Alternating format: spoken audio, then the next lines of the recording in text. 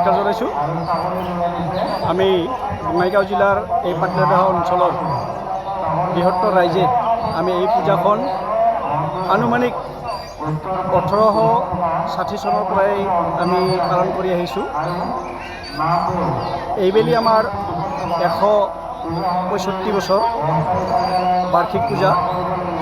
এই পূজাখন আমি প্ৰতি বছৰে বুদ্ধ পূৰ্ণিমাৰ পিছৰ অমাৱস্যাটোত আমি পালন কৰোঁ। এই পূজাখনৰ এটাই মাহাত্ম্য আছে। আমাৰ তেতিয়াৰ ককা দেউতা বা আমাৰ পূৰ্বপুৰুষসকলে এই অঞ্চলত এটা মহামাৰী ৰোগে দেখা দিছিলে। সেই মহামাৰী ৰোগটো আমাৰ কিছুমান বুঢ়া মানুহক বোলে কৈছিলে ইয়াতে এখন পূজা দিলে আমাৰ এই অঞ্চলৰ ৰাইজে কিছু হ'লেও এই মহামাৰী ৰোগৰ পৰা নিৰাময় হ'ব। আৰু সেইটো উদ্দেশ্য লৈয়ে আমাৰ এই অঞ্চলৰ ৰাইজে এই ঠাইখিনিত সাধাৰণভাৱে পূজা কৰিছিলে। কিন্তু আজি ভক্তসকলৰ বিভিন্ন ধৰণৰ সহায় সহযোগৰ ফলত আমাৰ মন্দিৰটো হৈ গ'ল আৰু আমি চৰকাৰৰ ফালৰ পৰাও কিছু আমি সহায় সহযোগ পাইছোঁ। এনেদৰে আজিৰ পৰ্যায় আহি পাইছে। এই পূজাখনত আমাৰ অসমৰ লগতে আমাৰ চুবুৰীয়া ৰাজ্য পশ্চিমবংগ, নেপাল, মেঘালয়, অৰুণাচল এই অঞ্চলৰ ভকতসকলেও আহি এই পূজা অৰ্চনাত ভাগ লৈছে। নমস্কাৰ জনাইছোঁ।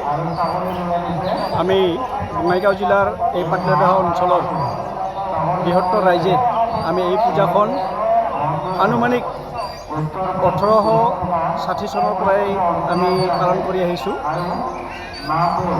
এইবেলি আমাৰ 165 বছৰ বাৰ্ষিক পূজা।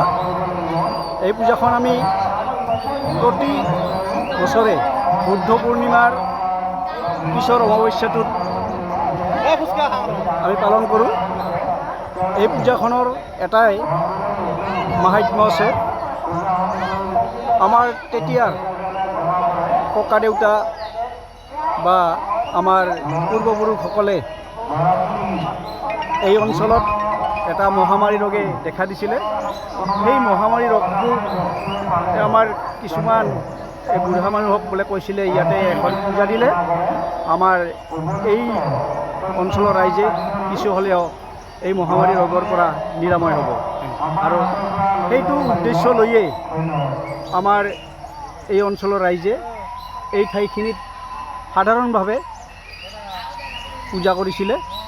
কিন্তু আজি ভক্তসকলৰ বিভিন্ন ধৰণৰ সহায় সহযোগৰ ফলত আমাৰ মন্দিৰটো হৈ গ'ল আৰু আমি চৰকাৰৰ ফালৰ পৰাও কিছু আমি সহায় সহযোগ পাইছোঁ।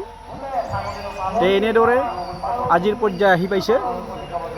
এই পূজাখনত আমাৰ অসমৰ লগতে আমাৰ চুবুৰীয়া ৰাজ্য পশ্চিমবংগ, নেপাল, মেঘালয়, অৰুণাচল এই অঞ্চলৰ ভকতসকলেও আহি এই পূজা অৰ্চনাত ভাগ লৈছে। যিকোনো খবৰৰ বাবে যোগাযোগ কৰক 7099017330 লগতে 7099017110 নম্বৰত।